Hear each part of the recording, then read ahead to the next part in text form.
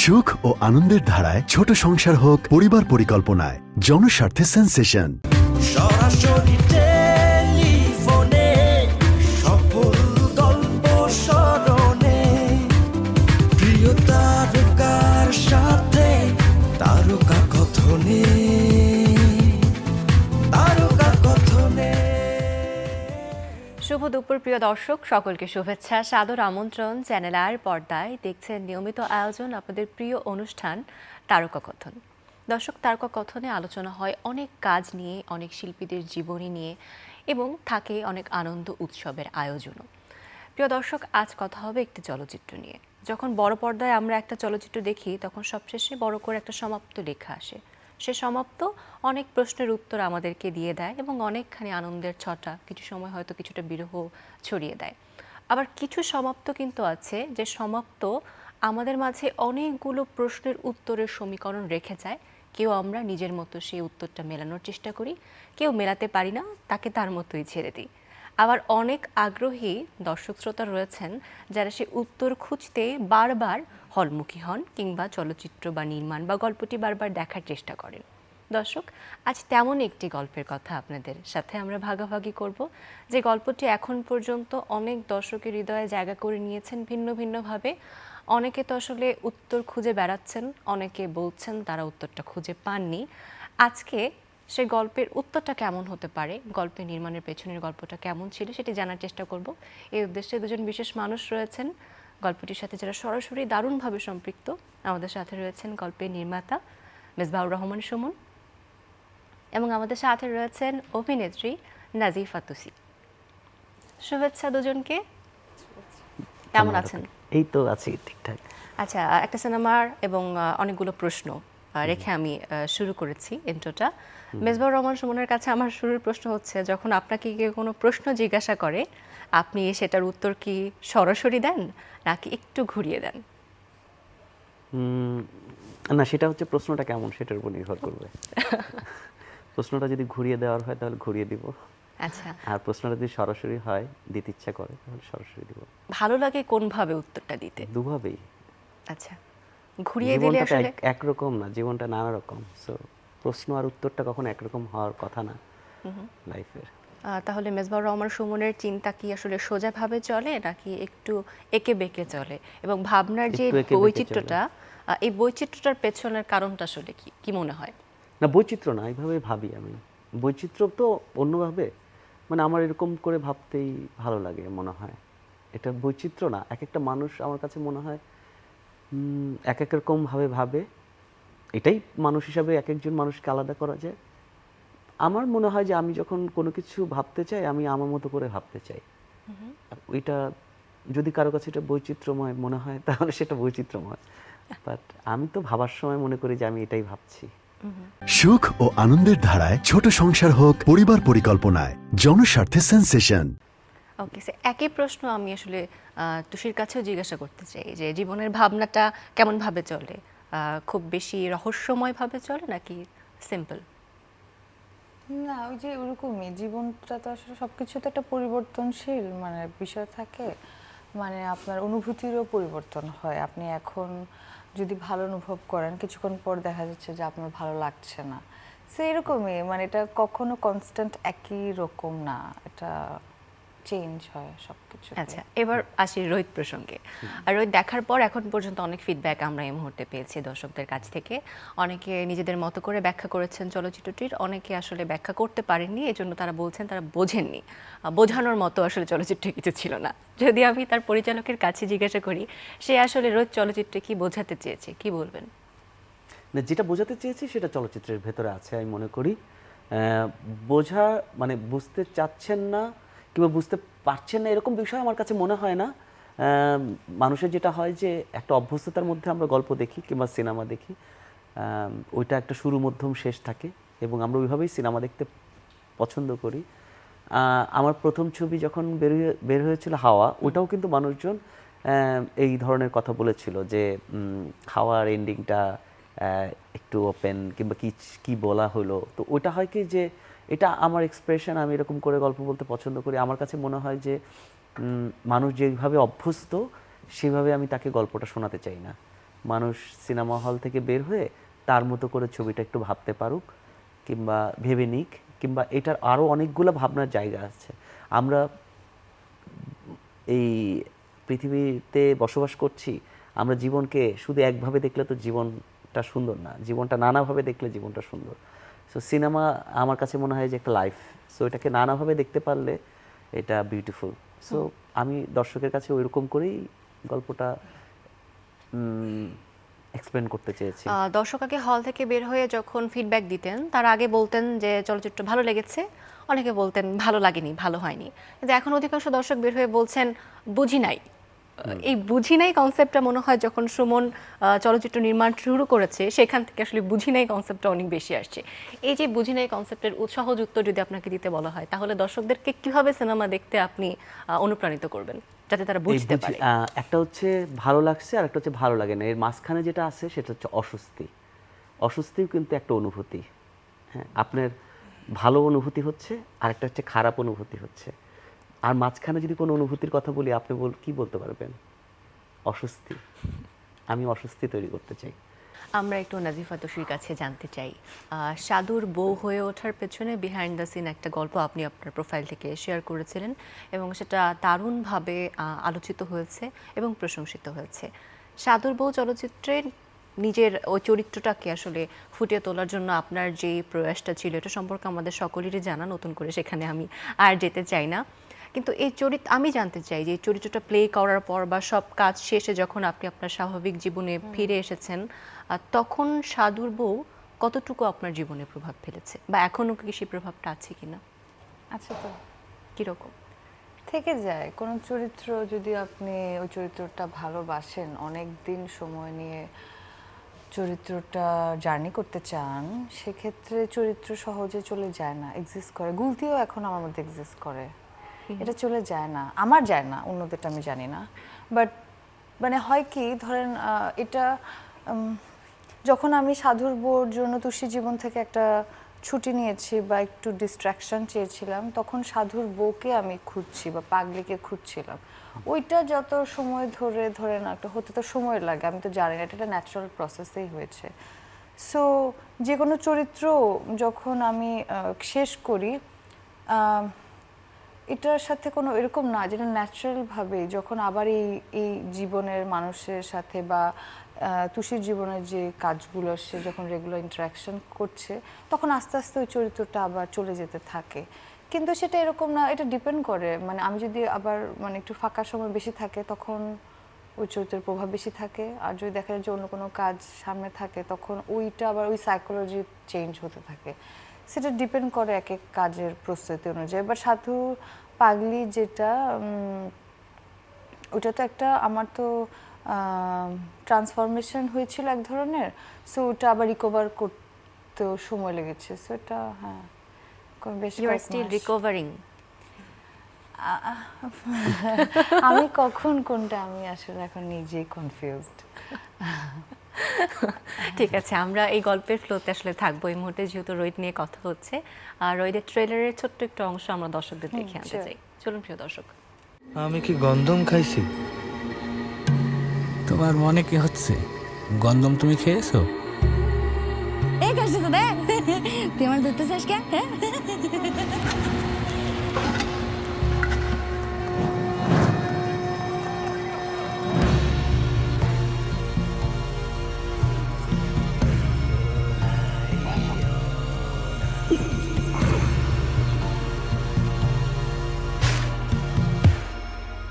হাতে ওটা কি সাধু ভাই?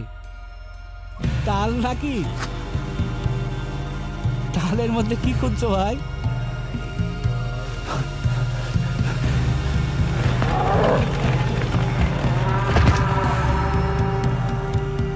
সাধু ভাই একটা কথা শুনো, এমন একটা ফল আছে পৃথিবীতে যা জালিতে হয় না, ডাকরিত হয় না, পাকলে আর কেউ খায় না।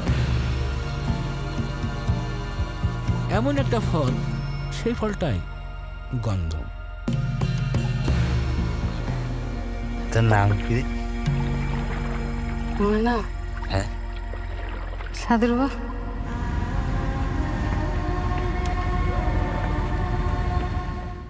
মেজবাহ রহমান সুমন, যখন আপনি গল্পটা নিয়ে প্রথম ভেবেছেন, গল্পটা তো নিজের মতো করে আগে একটু ভিজুয়ালাইজ করতে হয়েছে, এবং ফাইনালি যখন গল্পটা পর্দায় দর্শকদের সামনে এসেছে, আপনার ভাবনার সাথে আপনার স্ক্রিনিংয়ের গল্পটা কতটুকু মিল বা কতটুকু অমিল রয়েছে? না, পুরোটাই মিল আছে, মানে এটা তো আমরাই বানিয়েছি, মানে মিল না থাকার কোনো অনেক সময় কারণ আমরা নেই। যা ভাবি সেটা সম্পূর্ণভাবে ক্যামেরায় ফুটিয়ে তুলতে কিছুটা এদিক ওদিক হয়, অনেক সময় প্রত্যাশা সেটা হয়তো হয় সেটা না। তো অবশ্যই আছে। মানে লাইক আমি যেভাবে একটা মানুষ ইমাজিন করতে পারে সেভাবে তো মানুষ ক্যামেরায় না, মানুষ এমনিতেও সেটা তৈরি করতে পারে না। আমি একটা এই কাপটা বুঝতে পারছি, কিন্তু আমাকে একটু মাটি এনে দেওয়া হলে আমি এই কাপটা বানাতে পারবো না পারফেক্টলি, এটাই স্বাভাবিক। এবং যেটা বানিয়েছে সেও আর একটা কপি সেম বানাতে পারবে না। সো আমরা একটা ইমাজিন করেছিলাম যেরকম একটা সাধুর বাড়ি হবে, কিংবা এরকম একটা জনপদকে আমরা দেখাবো, সেটার একটা কাছাকাছি আমরা যাওয়ার চেষ্টা করেছি। সেটার অনেক কিছু আমরা পেরেছি, হয়তো বা অনেক কিছু পারিনি। যেটা পারিনি সেটা তো আমরা জানি না যে কতটুকু আমরা পারিনি। গল্পটা নিয়ে আসলে ঠিক কতদিন আপনারা কাজ করেছেন, একদম শুরুর ভাবনা থেকে শেষ হওয়া সেটা পর্যন্ত? প্রায় 3.5 বছর। 3.5 বছর।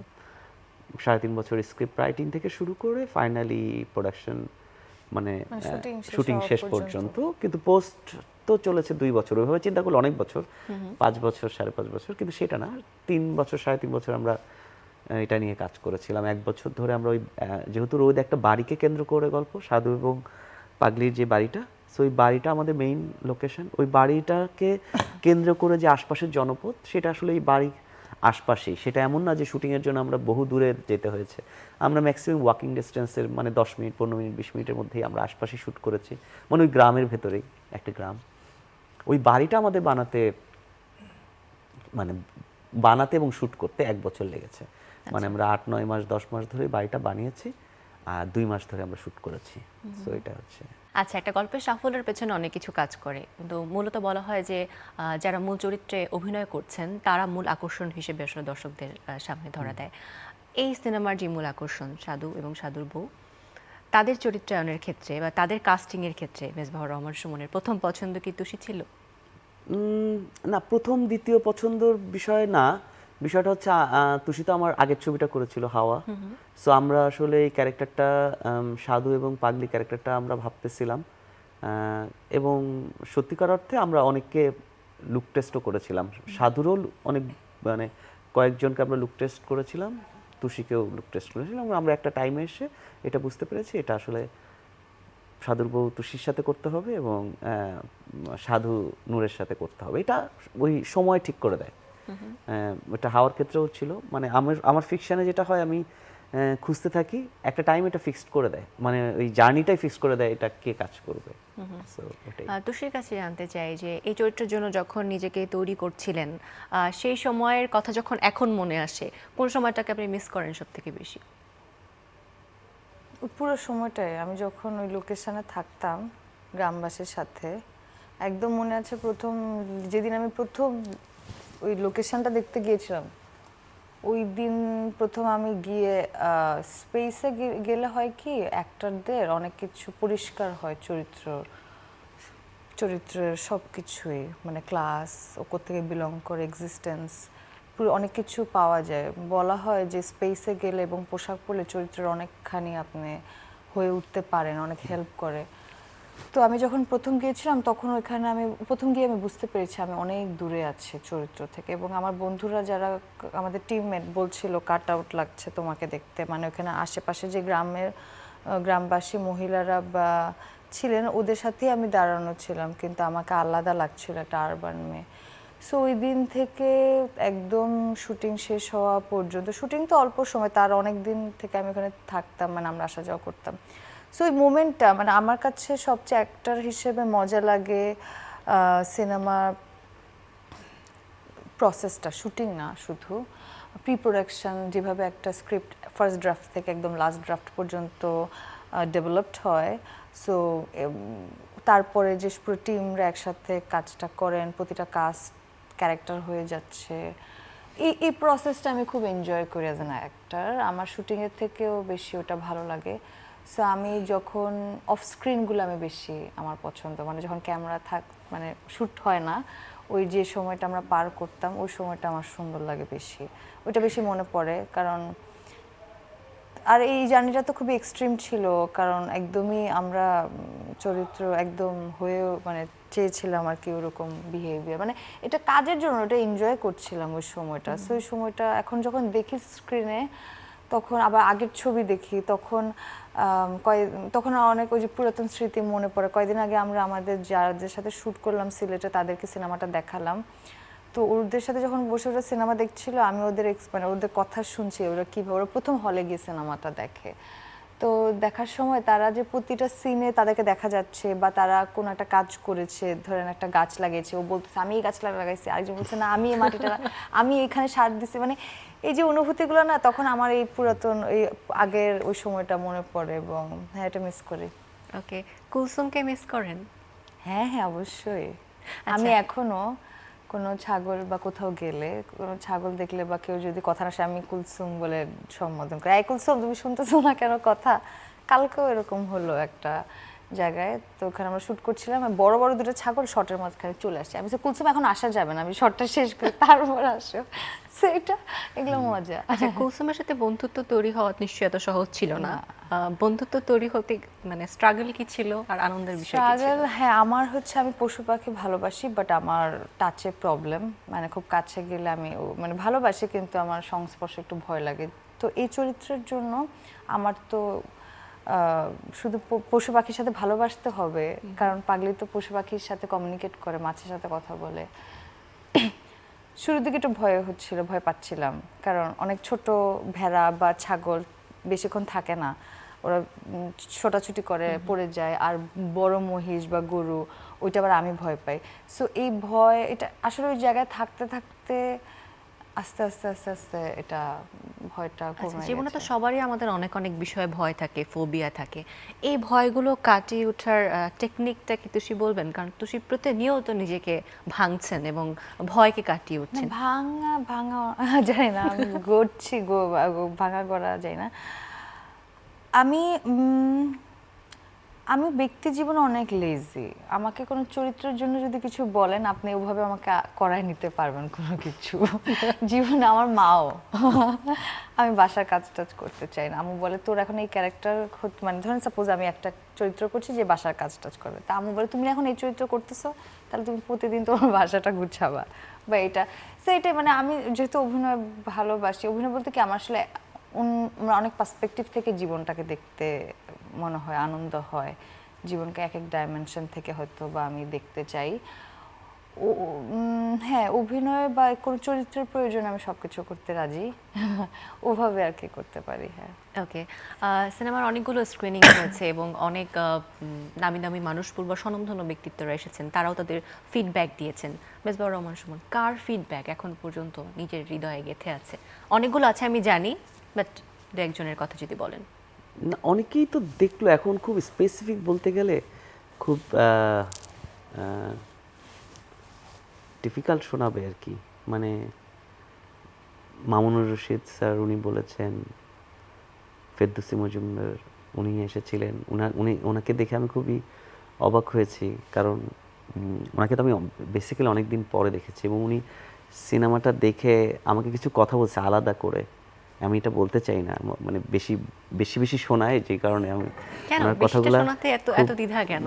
না, ওটা সবাই তো বলতে না, পছন্দ করে। আমি বলতে চাই না ওটা, বাট উনি আমাকে হাত ধরেছিল অনেকক্ষণ, এবং অনেক মায়া করে দিলেন। আরও অনেকে, মানে আমি সবাই তো বললো অনেক কিছু, এগুলো হয় কি আমার একটু ভয় তৈরি হয়, একটু ভালোও লাগে, নিশ্চয়ই ভালো লাগে ছবি বানানোর পর যখন মানুষজন পছন্দ করে, কিন্তু একটু ভয়ও লাগে যে কেবল তো শুরু, মানে আমি তো 2টা ছবি বানালাম, আস্তে আস্তে শুনতে পারলে ভালো, অনেক প্রশংসা শুরুতে নিয়ে নিলে পরবর্তী কাজগুলা, মানে আমি আরও কিছু কাজ করতে চাই, এত দ্রুত প্রশংসা নিতে চাই না। কি দারুণ কথা আসলে।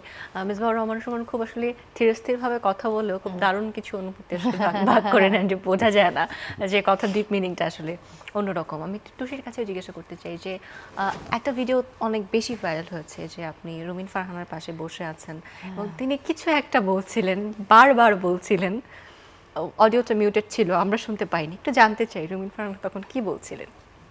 আচ্ছা, উনি প্রথমত ওনার সাথে আমার জীবনের প্রথম দেখা, প্রথম কথাবার্তা সামনাসামনি ওই দিন অনেকের সাথেই, ওই দিন আমি অনেক ভীত ছিলাম, কারণ এত গুণী মানুষজন এসেছে, আমি একটা ছোট মানুষ, আমার সিনেমা তাদের ভালো লাগছে এটাই তো বড়, কিন্তু তারা যেরকম কমপ্লিমেন্ট বা প্রশংসা করছিল এটা আসলে ওই যে উনি যেরকম বললেন ভয় লাগে, প্লাস আমি আমি ওই দিন অনেক নার্ভাস ছিলাম, স্বাভাবিক সিনেমাটা কিভাবে দেখবে।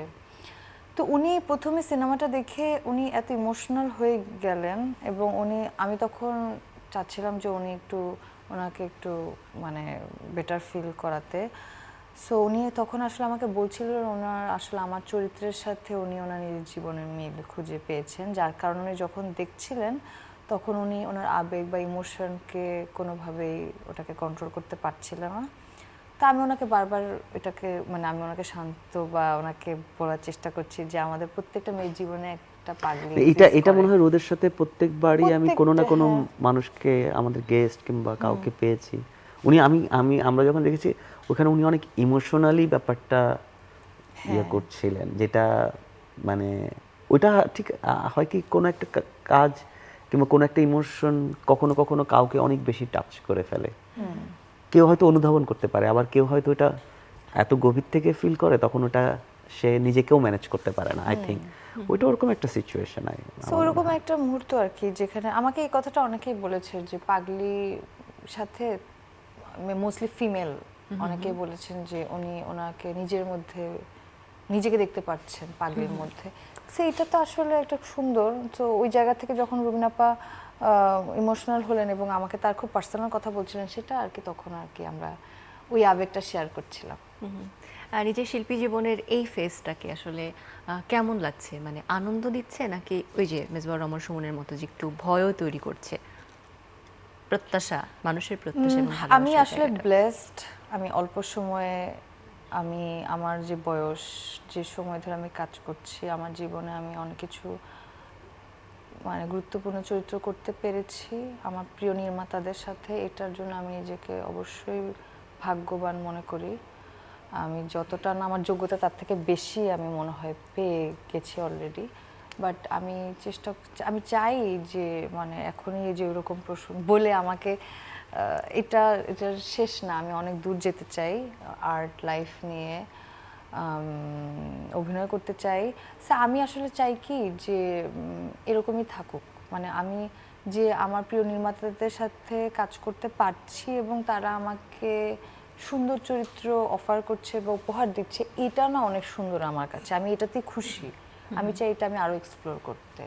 আপনি যেমনটি বলছেন যে আপনি গুলতি আসলে একবারই হতে চান, আপনি পাগলি আসলে একবারই হতে চান। আচ্ছা, এই যে কোনো চরিত্র জাস্ট একবারই হওয়া এবং একেবারে পরবর্তীতে কাজ করলে একেবারে বিভিন্ন ডাইমেনশনে চলে যাওয়া, এই ধারণাটা বা শিল্পী সত্তার এই চিন্তাটা আসলে তুষির কেন? আচ্ছা, আমি অভিনয়টা করি খুব ভালোবাসার জায়গা থেকে, একান্তই আমার জন্য, মানে এটা আমার খুব প্যাশনের জায়গা। আমার কাছে মনে হয় যে আমি জানি এটাতে সবচেয়ে আনন্দ পাই এই কাজটা করে। সো এটা খুব পার্সোনাল জায়গা থেকেই যেহেতু করছি অনেক দিন ধরে, ওই কারণে আসলে আমি চাই নিজেকে অনেক রূপে দেখতে বলতে আমি জীবনের অনেক টেস্ট নিতে চাই নানা ডাইমেনশন থেকে। সো ওই কারণে আমি বলেছি যে আসলে গুলতি একবারই বলতে বুঝাচ্ছি একটা চরিত্র মানে রিপিটেটেড একই চরিত্রের নুয়ান্স নিয়ে বারবার খেলতে চাই, মানে খেলতে বলতে আমি বুঝাচ্ছি বারবার এক্সপ্লোর করতে চাই না। আমি জীবনের অনেক কিছু অনেক জায়গা থেকে দেখতে চাই। আর হ্যাঁ, হতে পারে গুলতি আমি করলাম কিন্তু আরো 15 বছর পর একটা বেদিনী চরিত্র করলাম, তখন আমার বয়স একটা চেঞ্জ হবে। মানে এখন যদি আমি কাছাকাছি সময় একই চরিত্র করি সেটা খুব একটা আমি এক্সপ্লোর করতে পারবো না, ওই জায়গা থেকে আর কি কথাটা বলা। শেষের দিকে আছে, আমি একটু জানতে চাই যে পরিচালক এবং অভিনয় শিল্পী দুজনের কেমিস্ট্রিটা আসলে কেমন, যেহেতু দুটো কাজই করেছেন এবং দুটো কাজেই আসলে আপনাদের স্ক্রিনে আসলে যার যার জায়গা থেকে নিজের সাফল্যটাও আমরা দেখেছি। তো কাজের পয়েন্ট অফ ভিউ থেকে আমি জানতে চাই যে একজনের সাথে আরেকজনের কেমিস্ট্রিটা কেমন। মানে আমি একটু জানতে চাই যে মেজবাহুর রহমান সুমন কি সেটে খুবই নির্বাক থাকে, রাগী থাকে, নাকি অনেক হাসি খুশি থাকে, কেমন থাকে? আচ্ছা, দুইটা কাজের এক্সপিরিয়েন্স দুরকম, বাট হ্যাঁ মানে কখন হাসি খুশি থাকে বলতে কি আমরা একটা পরিবারের মতন, মানে ফেস কাট যে প্রোডাকশন হাউস ওনার, মানে ওখানে যে ধরেন যেই অ্যাক্টরই কাজ করবে না কেন, আমি বিশ্বাস করি যে একটা পরিবার হয়ে যায়।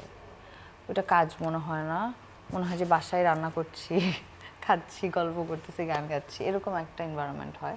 বাট এর মানে এনা যে কাজে ফাঁকিবাজি করা হয়, খুব ভালোবেসে কাজটা করে, কিন্তু প্রেশার নিয়ে না। আর সেটে কখনো ওনাকে আমি দেখি নাই যে চিৎকার রাগারাগি, এটাকে এমনিও করে না।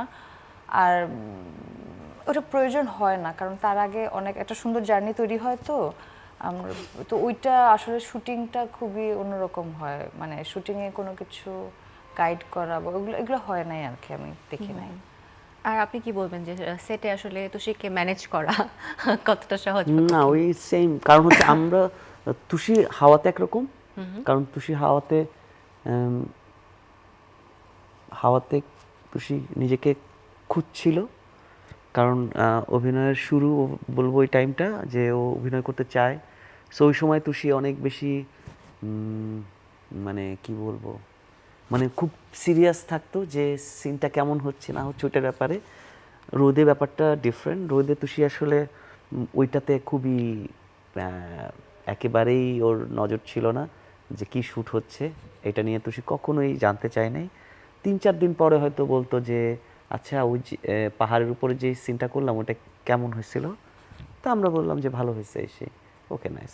মানে কখনোই কোনো সিন শেষ করে মনিটরের কাছে যাওয়া কিংবা বলা যে সিনটা কেমন হলো, আদৌ ভালো, কারণ তুষি শ্যুট করে ওইখানেই বসে থাকতো। যে সিনটা হয়তো খাটের উপর হয়েছে, আমরা সিনটা শেষ করছি, তবে তুষি ওইখানেই বসে আছে, কিংবা নূর ওইখানেই বসে আছে। আমরা হয়তো ক্যামেরাটা নিয়ে বেরোয় গেছি, বেরোয় যেয়ে হয়তো বাইরে যাই একটু বিকালের কোনো স্ন্যাক্স খাচ্ছি কিংবা নাস্তা টাস্তা করছি, এরকম গল্প করছে। তারপরে হয়তো তুষি নূর আধা ঘন্টা 20 মিনিট পরে ওরা বের হয়ে এসে আমাদের সাথে বসলো, এরকম। সো এখানে ম্যানেজ করার বিষয় না, আমরা ম্যানেজ করে শ্যুট করি নাই, করিও না। কারণ হচ্ছে আমার কাছে মনে হয় যে শুটিংটা যতটা না অভিনয়ের, ততটা শরীরেরও বিষয়। কারণ অভিনয়টা শরীর দিয়ে করতে হয়। এখানে সিনেমাটোগ্রাফি করছে, ওনাকে যতটা না ওই লেন্সে তাকাইতে হচ্ছে, ক্যামেরার ফোকাল লেন্সে দেখতেছে, তার বাইরে ওনার শরীরও কাজ করতে হয়। সো প্রত্যেকটা কাজেই সেটটা বানানোর সময় শরীর খুব জরুরি বিষয়। সো আমি বিশ্বাস করি সিনেমা একটু শ্রমের, হ্যাঁ, মানে অ্যাক্টিংটা একটু ওই শ্রমটা লাগে আর কি। তো ওইটাই আমরা সবাই শ্রমিকের মতো কাজ করছি এখানে। অ্যাক্টর কিংবা আমার যে কস্টিউম কিংবা আমার যে মেকআপ কিংবা আমার যে সেট, সবাই আমরা একটা টিমের মতো করে পাগলি আর সাধুর জার্নিটা নিজেরা ফিল করতে চেষ্টা করছি। শুধু সাধু আর পাগলি ফিল করলে তো ওইটাও কাট আউট লাগবে। সো আমার যে কস্টিউম ডিজাইনার ও কিন্তু পাগলি ছিল অরিজিনাল। হ্যাঁ, সত্যি সত্যি সত্যি মানে আমরা মজা করে বলি, না ও মাইন্ড করবে, না না, আমি পরিষ্কার করি, না মানে না, আমাদের যে মানে ও একটু মজার মানুষ তো, হচ্ছে এরকম মিমিলা পরে বকা দিবে তোকে। না, সাইকোলজিতে সবাই ছিল। আমাদের যে কাস্টিং এ ছিল সুকর্ণা, ও তো নতুন জয়েন করছে। ও সিনেমা শেষ হওয়ার পর আমাকে বলছে, তুই সব জানো আমি নিজেই পাগলি হয়ে থাকতাম। এটা কিন্তু কখনো কেউ কারোর সাথে কথা বলে এই তুমি পাগলি হও, তুমি সাধু, এটা এরকম না। মিমিলা যে আমাদের কাজটার প্রতি এত ভালোবাসা, ও নিজে লিভ ইন করা শুরু করছে। কস্টিউমের যে মিমিলা, ও হচ্ছে একটু এরকম পাগলাটে টাইপের। ও কারো মাথায় এটা ধুপ করে দিল, কোনো একটা খাবার এটা করে দিল, ও হচ্ছে সেটের মধ্যে পাগল। সো ওটা হয় কি যে টিমের মধ্যে সবাই একটা লাইফস্টাইল, যে ওই লাইফস্টাইলটা সবাই 1 বছর ধরে আমরা ওই গল্পটাতেই বেঁচেছেন আপনারা পুরো টিম। হ্যাঁ, আমরা মজা করছি এক কথায়, ওইটা ফিল করতে পারছি। আজকে পুরো আড্ডাতে আমরা আসলে সাধু নূরকে অনেক মিস করেছি। সে থাকলে আরো ভালো হতো, আমরা আরো তাদের কেমিস্ট্রিটা জানার চেষ্টা করতাম। হয়তো আগামীতে আপনাদের কোনো কাজ কিংবা হয়তো রোদ নিয়ে আমরা আরো কথা বলার সুযোগ পাবো। অনেক শুভকামনা এবং শুভেচ্ছা আপনাদের জন্য। এবং রোদটা এখনো প্রেক্ষাগৃহে চলছে, দর্শকরা দেখছেন। আমরা চাই যে আরো সফলতা সে পাক এবং আগামী কাজের জন্য অনেক শুভকামনা দুজনকে। বিদায় নিচ্ছি। দর্শক, এই ছিল আমাদের আজকের আয়োজন। আশা করি ভালো লেগেছে। রোদ এখনও চলছেন আমাদের নিকটস্থ প্রেক্ষাগৃহে। যারা এখনও এই রোদের সমীকরণটা মেলাতে চান কিংবা গল্পটা নিজেদের মতো করে উপভোগ করতে চান, প্রেক্ষাগৃহে যাবেন অবশ্যই দেখার জন্য। এবং আমাদের সিনেমা চিরজীবী হোক, দীর্ঘজীবী হোক, সেই প্রত্যাশা রেখে আজকের আয়োজন থেকে বিদায় নিচ্ছি। সকলে ভালো থাকবেন। তারকা কথনে